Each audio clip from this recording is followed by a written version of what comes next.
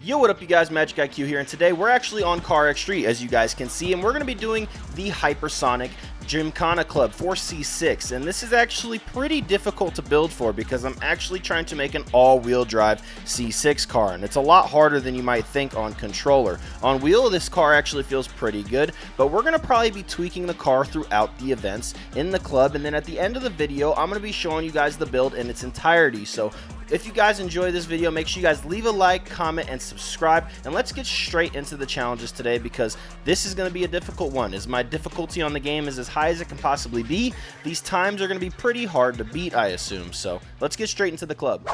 Hard plus 100%, obviously, for more monies, because, you know, I'm just a broke boy. I need so much money. I've realized these are more like mini autocross time trials. That was awkward. I've realized these races are more or less like mini autocross trials that you can drift in if you want to, but you can literally just do these like as if they're little mini autocross time trials, literally. Like, look, you can literally just drive this, and it might be just as fast for you. And that's kind of why I made this build the way I did, so you can either drive, or you can just straight up, you know, understeer into oblivion. No, that's not what I wanted to do. I wanted to do the, there you go. So you got to really work hard to get this thing sideways. I'm not going to lie. It's a little bit difficult, but I'd probably recommend just going for something rear-wheel drive if you guys want to, you know, actually complete this without straining yourself. Made some differential adjustments. We're going to try this again. But if you wanted to stay true to the identity of what I think is Gymkhana, which is an all-wheel drive car that is really quick and can slide, man, this build will be pretty good.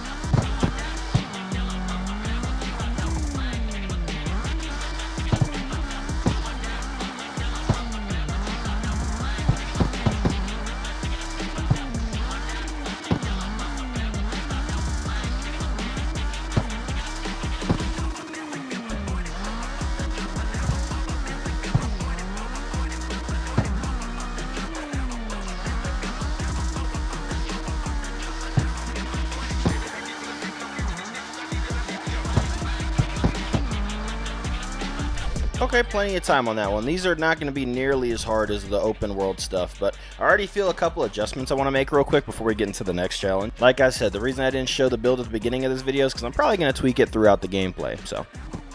Oh my god! Oh my god! Whoa.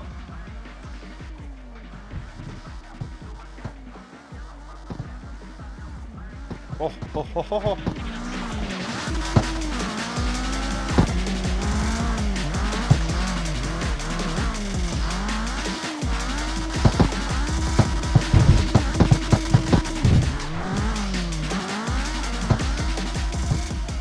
Oh, another quick tip, whenever it says checkpoint missed, that usually means you have to go around in a circle. Which, like, I wish they, like, found another way to do that, but at least it helps with, like, some way to kind of... Wait, what did I hit? Doesn't matter. We still got it. I'm not going to be worrying about hitting things on these ones. The ones in the open world, for some reason, I don't know if they're tuned for, like, CS Plus or something, but trying to get those done in one shot is, like... Bro, I was getting third place with some, like, perfect runs on that, and it was really, really frustrating. And I was in a C6 car, so maybe it's because it thought I was CS. You know what, now that I think about it, I think I was at the bottom of CS because I swapped to rear-wheel drive. It seems like these need to be tuned up a little bit, but we're going to go to the Sport Plus tire. The difference between Sport Plus and racing, I feel like, is so crazy. It is insane. And the difference between Plus and non-Plus tires is, like, so minimal in this game. I feel like that might need to be adjusted slightly. Like, the tires should be a little bit, like, a little bit closer. I think these need to be a little bit grippier. Same thing with Street Plus. I think they need to be a little bit grippier too, because the Street Plus to Sport jump is also very high.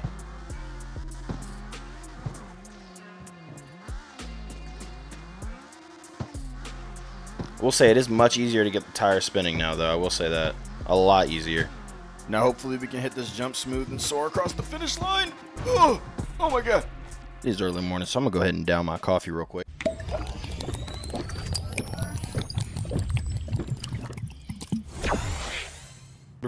Black coffee, no sweetener, baby. That's how you got to start the morning. Straight into a Gymkhana. I was ridiculously sweating this event the other day. It was so much fun, but so stressful, dude. I was pulling my own hair out trying to get this first placed in the open world. It is so much more difficult, and I was for sure in a C6 Z4 when I did this one, so we're going to see how much easier it is in these events in comparison to the open world, and that'll kind of tell us what the open world events are gauged for. Oh, you know what? This all-wheel drive configuration feels a lot nicer on Sport Plus.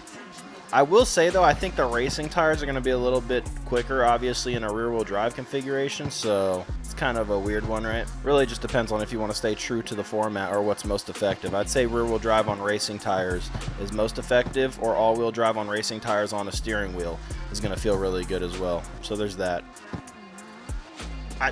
That collision on that is so messed up.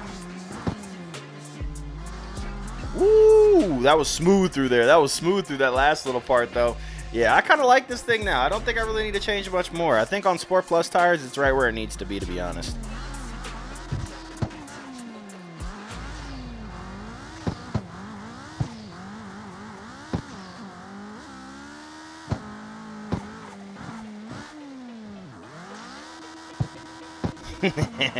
I do like how quick it whips around. I always love that about all-wheel drive cars, the way they whip around and stuff. It's kind of fun. Ooh, throttle. Give me more throttle. Yeah.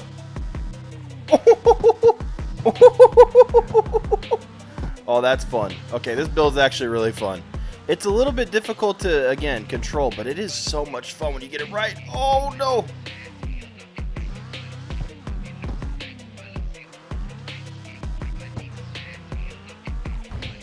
Oh, no! Oh! That was really scary. Oh.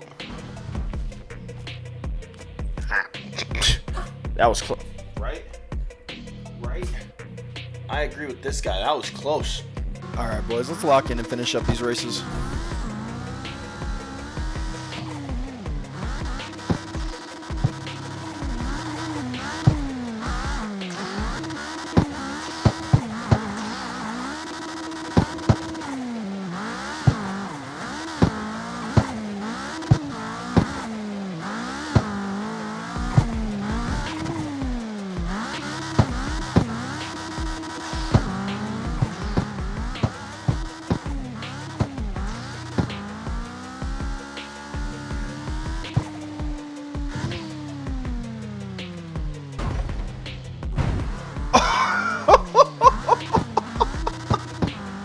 Yo, I can't lie. I don't know how I landed that, but I'll take it, bro.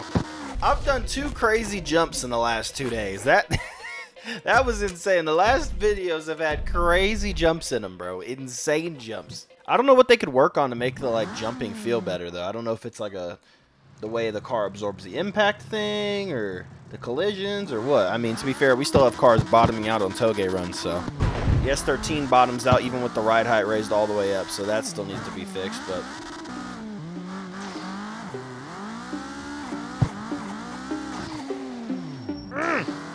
Oh!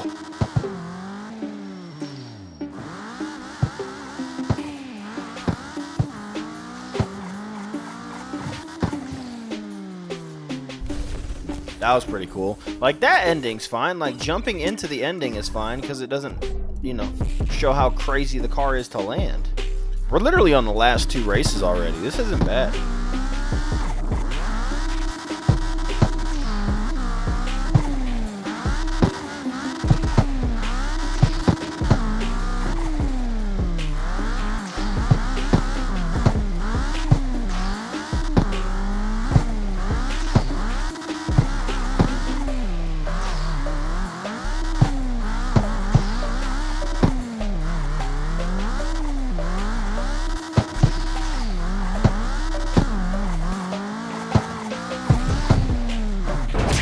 Mission failed. We'll get them next time. This is that impossible one that I was talking about last video where you literally cannot make that jump one of 2 ways. That's the only way you can clear the jump, and you see what happens when you clear it. So I'm just going to go ahead and leave that as the completion because I'm not even going to try and stress myself out with getting over that properly. But I think maybe that jump needs to be extended a little bit higher, or maybe, I don't know. I know that's a full map change, but it would be nice at least for the Gymkhana events. I think this is the final race. These would be kind of cool to be able to start online, I can't lie. Or be able to at least put the layouts on the map so we could drift them or actually do some Gymkhana stuff. That would have been really cool. I don't know how it would have worked, but that jump feels all right. Okay, I lied. Oh, oh.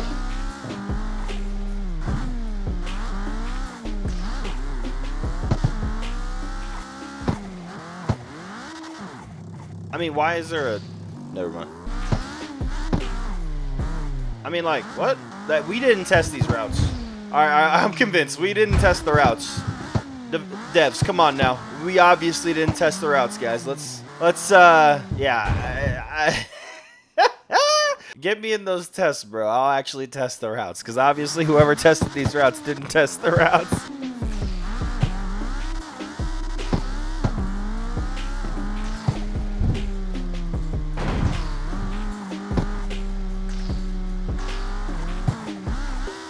My brain thought about it for a second, going the other way.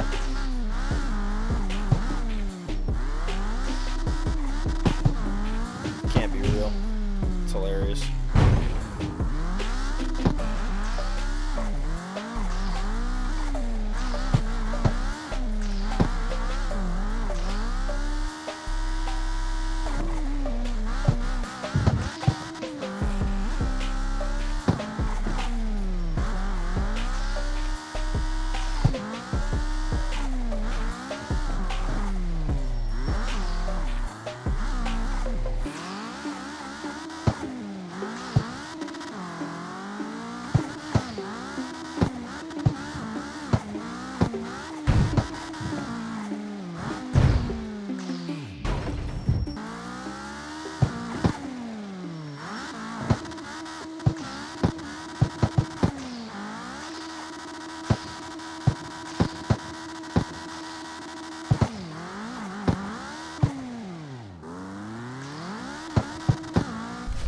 We completed that, but I don't know. That wasn't bad. That last race I felt like could have went a little bit smoother, but wasn't bad. There was no real rival in that one, no commentary or anything. So, I mean, it was a club. It was a club, and we did it. Without further ado, man, let's go ahead and take a look at this build that we used for this video today. So we got the G1E6 here, the stock motor that comes in this thing. I actually really like this. I might throw this in a couple other like little cars. Maybe like an AE86 with this motor would feel pretty good. The rev limiter is turned down as much as possible on this, and then the adjustments are made here on the cylinder head and engine block, obviously with all ultimate parts here, keeping the stock motor intact. And then for the drivetrain, we are running a T50S 6-gear sport gearbox. Okay, we are running an ultimate clutch, a viscous 60 differential, and a GBT5 ultimate transmission. These are the gears that I adjusted here. You can make this a little bit shorter if you want to, or a little bit longer depending on if you're running sport or racing tires here. 20 diff locking in the front, 100 in the rear, obviously gear shifting speeds as quick as possible, and then our drivetrain losses as low as possible. Okay, now let's go ahead and move on to the body, and obviously this build is all-wheel drive, so leave it in the standard drivetrain. Okay, we're running ultimate weight reduction here. We have this turned down to 1167. Weight distribution is all the way towards the rear to give us a little bit more grip on the rear tires. We have center of mass weight is as low as possible. The elite fuel tank is what we're running here. Stock body, no downforce whatsoever, no aero. We're running all ultimate parts here on the suspension, as you guys can see. Feel free to copy these settings. Let's go over the front side first. From spring length moving down, feel free to pause at any time, guys. I've realized it's a lot quicker to do it this way, and it won't drag out the video. Rather than telling you all the units, you guys can individually pause for here. Now on the rear springs, you guys can take a look there. On the rear, a little bit different tuning for all-wheel drive. I will say you can change the front brake balance to like 100% to the front or 85% to the front. That might make it feel a little bit easier when left foot braking and bringing the rear end around. So it might feel a little bit better. I have max tire pressure front and rear here for this, and we're running obviously ultimate spacers, 235s on front and rear for all-wheel drive. I didn't want too much grip, but you could probably turn this up to 245. On the sport tires, it'll feel a little bit better, maybe even 255s. And we're running +5 front and rear for that 35, 245, 19 square. Okay, very nice setup here. I do like it. It's not bad. I would still prefer rear-wheel drive, but that's been the all-wheel drive build for you guys, man. I'll be releasing a C4 build and whole entire club playthrough for you guys in a couple days, so make sure you guys look out for that. Without further ado, it's MxgicIQ, man. I'll see you guys in the next one, and I'm out. Peace.